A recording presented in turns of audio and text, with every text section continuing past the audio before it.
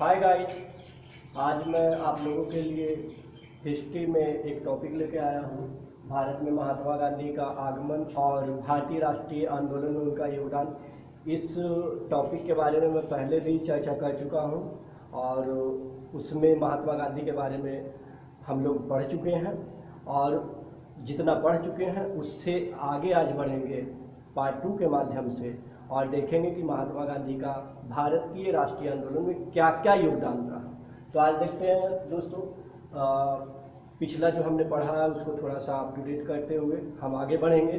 और जैसा कि पहले भी बताया था कि महात्मा गांधी का आगमन भारत में 1915 ईस्वी में हुआ था और 16 में साबरमती आश्रम की स्थापना किए। फिर उसके बाद कई आंदोलन भारत में हुआ, उसमें पार्टिसिपेट किए। जैसे कि हम बताए थे उस टाइम कि 1917 ईस्वी में चंपारण सत्याग्रह हुआ था। उसमें राजकुमार शुक्ल के बुलावे पर, उनके निमंत्रण पर वो चंपारण गए और चंपारण में कैसे चंपारण सत्याग्रह को एक सफल मूवमेंट बनाए और वहाँ पे उनके द्वारा जो काज किया गया काफ़ी सराहनीय रहा। और चंपारण सत्याग्रह महात्मा गांधी का भारत में किया गया प्रथम सत्याग्रह आंदोलन बना, तो काफ़ी महत्वपूर्ण था दोस्तों। ये सब मैं पहले चर्चा कर चुका हूँ। अब आगे बढ़ते हैं। 1917 की बात करें तो 1917 में चंपारण सत्याग्रह,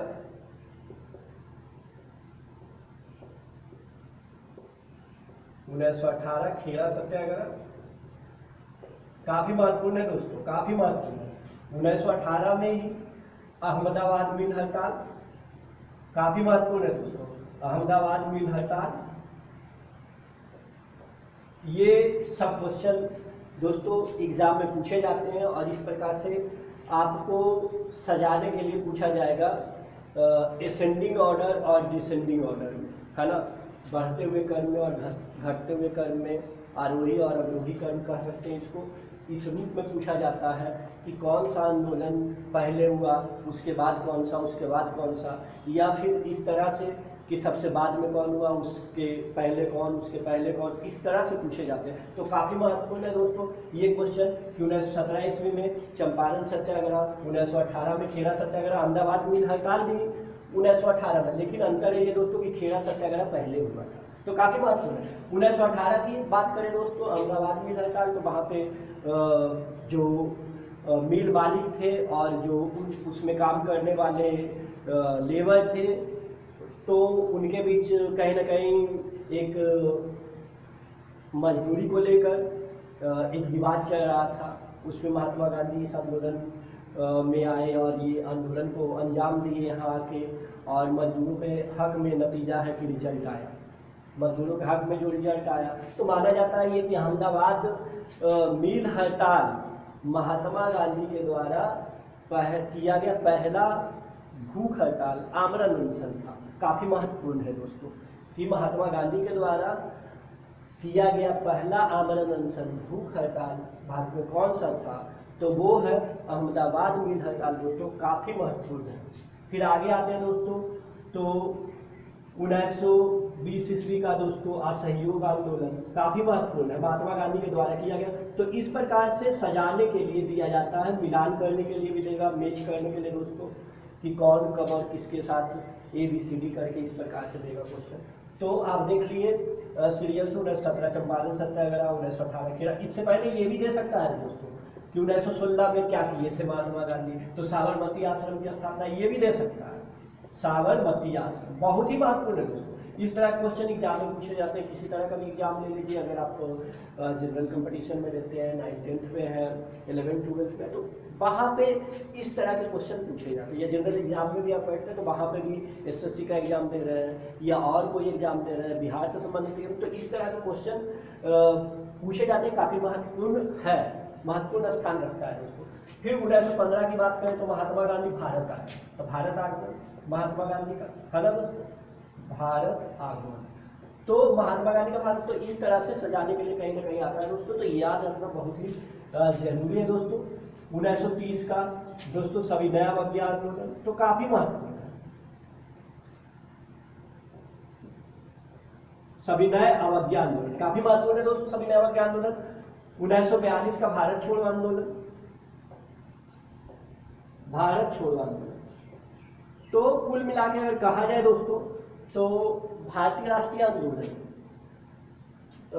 महात्मा गांधी के इर्द गिर्द ही घूम रहा है।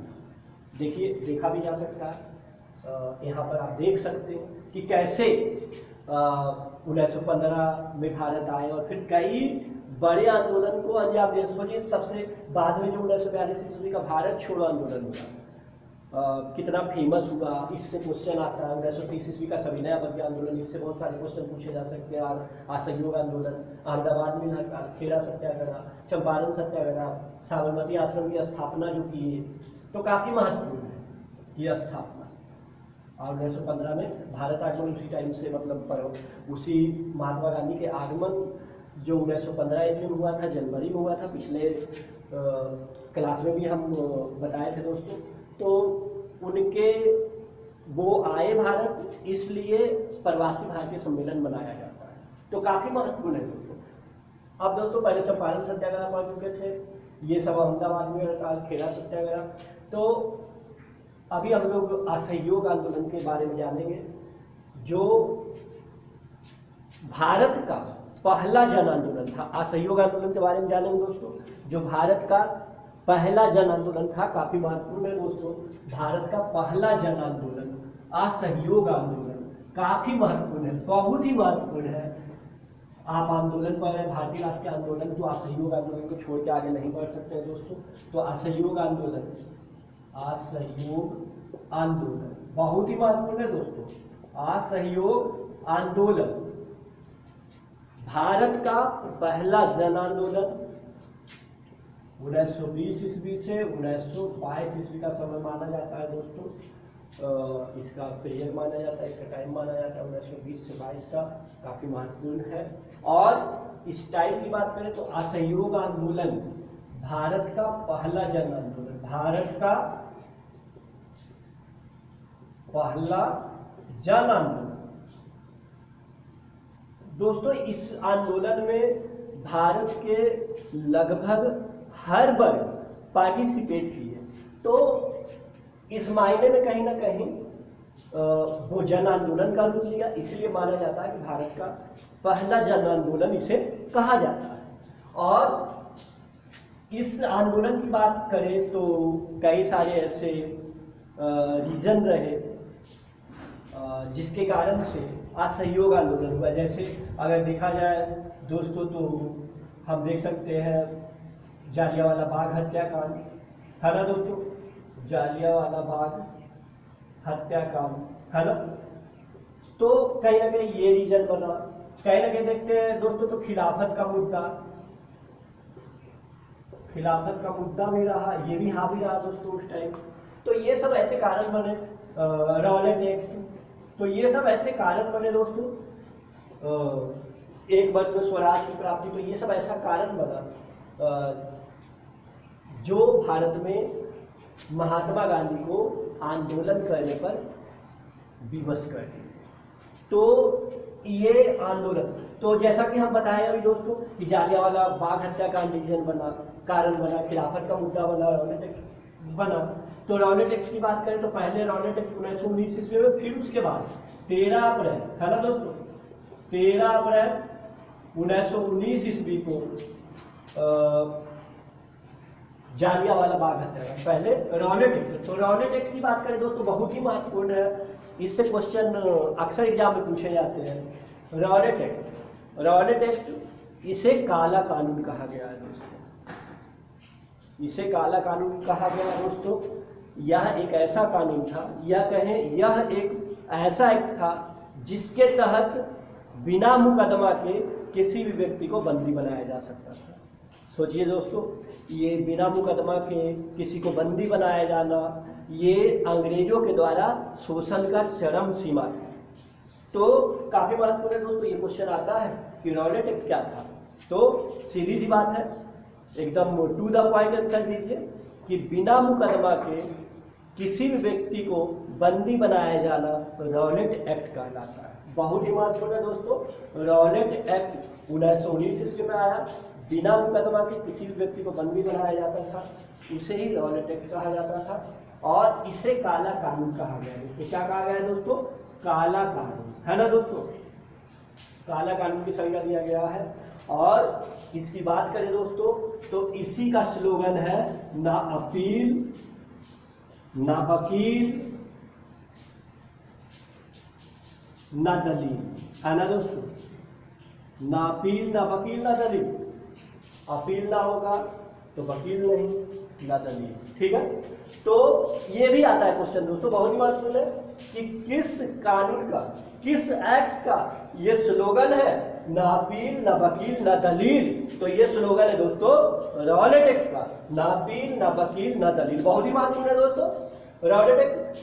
तो रॉलेट एक्ट की बात करें तो इसी एक्ट के तहत डॉक्टर सत्यपाल और सैफुद्दीन किचलू, सत्यपाल और सैफुद्दीन किचलू को बंदी बनाया गया था, गिरफ्तार कर दिया गया था। सत्यपाल और सैफुद्दीन किचलू, सैफुद्दीन किचलू, था ना दोस्तों? दोनों को गिरफ्तार किया गया था, तो बंदी बना लिया गया और इसी को छुड़ाने के लिए, रिहा करवाने के लिए एक शांति सभा का आयोजन जालियांवाला बाग में चल रहा था। अमृतसर में दोस्तों जालियांवाला बाग काफी महत्वपूर्ण है। 13 अप्रैल 1919 ईस्वी का दिन बैसाखी का दिन था दोस्तों, और ये बैसाखी का दिन भारत में एक बहुत बड़ा गम का सैलाब लेके आया दोस्तों। पूरा हिंदुस्तान गम में डूब गया, दुख में डूब गया दोस्तों, जब ये इवेंट हुआ, ये घटना घटित हुई। 13 अप्रैल 1919 ईस्वी का समय भूलते नहीं भूला जाता है दोस्तों। काफ़ी गम का माहौल, और जालियांवाला बाग हत्याकांड उस दिन हुआ, बैसाखी का दिन था। लोग इकट्ठे हुए जालियांवाला बाग में और एक शांति सभा का ही आयोजन हुआ। तभी जनरल डायर को सूचना दे दी गई इस बात की कि आपके खिलाफ में वहां पर बहुत बड़ा सभा का आयोजन हो रहा है। तभी जनरल डायर अपने सिपाहियों के साथ वहां गए, और चूंकि एक छोटी सी सकरी रास्ता थी दोस्तों वहां पे, एक ही रास्ता, और किसी को बिना कोई सूचना दिए जनरल डायर अपने सहयोगियों के साथ आए और वहां पे अंधाधुंध गोलियां चलाने का आदेश दे दिए, जिसके कारण से बहुत सारे भारतीय हताहत हुए, प्रभावित हुए, मारे गए, बहुत सारे घायल हो गए दोस्तों। और इस तरह का निश्चल हत्या जो किया गया था दोस्तों, पूरे भारत को दुख के सागर में डुबो दिया। लगभग 1000 लोग मारे गए दोस्तों, और लगभग 1500 से 2000 हम कह सकते हैं दोस्तों घायल हो गए। तो ये इवेंट सदियों तक याद रखा जा रहा है दोस्तों। ऐसा इवेंट था, ऐसा बर्बर हत्याकांड था, अंग्रेजों के द्वारा ये अंजाम दिया गया था। तो काफ़ी महत्वपूर्ण है 13 अप्रैल 1919 ईस्वी का तारीख। सोचिए दोस्तों कि इससे इतना दुखी हुए रविन्द्रनाथ टैगोर कि अपनी नाइटहुड की उपाधि त्याग दिए। देता है दोस्तों ये क्वेश्चन कि किस घटना के विरोध में रविन्द्रनाथ टैगोर ने नाइटहुड की उपाधि त्याग दिए थे। तो रविन्द्रनाथ टैगोर जालियांवाला बाग हत्याकांड के विरोध में नाइटहुड की उपाधि, नाइटहुड की उपाधि त्याग दी। कौन? रविन्द्रनाथ टैगोर। और टी शंकरन नायर वायसराय की कार्यकारिणी परिषद से इस्तीफा देते हैं। इतना दुखी हुए लोग। तो इस प्रकार से आप देख सकते हैं दोस्तों, जालियांवाला बाग हत्याकांड से जो महत्वपूर्ण कंसेप्ट था आपको दे दिया गया।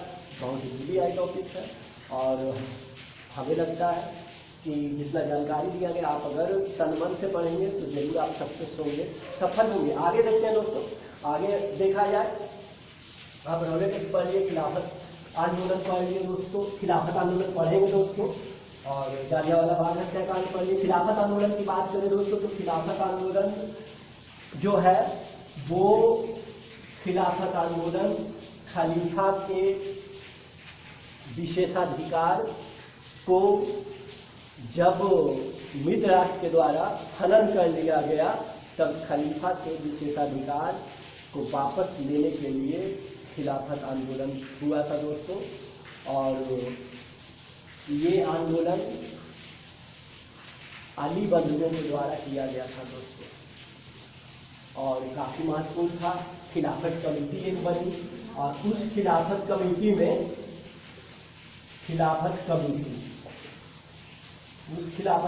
में दोस्तों महात्मा गांधी खिलाफत कमेटी के अध्यक्ष भी बने थे। लेकिन अगर पूछा जाए कि किसके द्वारा किया गया था, तो अली बंधुओं के द्वारा।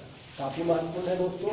और खिलाफत कमेटी जो था उसके अध्यक्ष महात्मा गांधी थे। तो महात्मा गांधी कहा जाता है यहाँ पे कि महात्मा गांधी आखिर क्यों इसमें पार्टिसिपेट किए, तो ये क्वेश्चन पूछा जाता है दोस्तों। अगर आप सही ढंग से जानना चाहते हैं तो इसका आंसर यही होगा कि वो चाहते थे, चूंकि अंग्रेज तोड़ना चाहते थे भारत के हिंदू मुस्लिम को, लेकिन महात्मा गांधी जोड़ना चाहते थे, हमेशा जोड़ के रखना चाहते थे, ताकि अगर सभी लोग मिल के यहाँ पर लड़ाई लड़ेंगे, अंग्रेजों के साथ आंदोलन करेंगे, तो निश्चित रूप से अंग्रेजों को एक दिन हमारे देश से बाहर का रास्ता दिखना पड़ेगा, जाना पड़ेगा बाहर, है ना। तो इसीलिए चाहते थे वो, तो हिंदू मुस्लिम एकता बद्ध होकर आंदोलन करें, एक होकर लड़ाई करें। इसीलिए महात्मा गांधी खिलाफत कमेटी के अध्यक्ष भी बने थे और खिलाफत आंदोलन में पार्टिसिपेट भी किया। तो ये क्वेश्चन आता है दोस्तों कि क्यों महात्मा गांधी साथ दिए, तो हिंदू मुस्लिम को एक करने के लिए, है ना, मुस्लिमों से सहयोग लेने के लिए, कि आगे जो आंदोलन हम करेंगे उस आंदोलन में भी मुस्लिमों से सहयोग लेना। तो बहुत अच्छा स्ट्रैटेजी था दोस्तों, कोई गलत नहीं कि अगर हम सब भारतीय एक है, हिंदू मुस्लिम सिख ईसाई आपस में भाई भाई सभी एक, तो सभी मिलकर लड़े। अगर विदेश से आक्रमण होता है आज भी तो अच्छी बात, बढ़िया भी, अच्छा सिंबल है। तो खिलाफत कमेटी के अध्यक्ष भी बने महात्मा गांधी। अब आगे बढ़े तो दोस्तों हम लोग आगे बढ़ते हैं, तो असहयोग आंदोलन का मुद्दा आता है।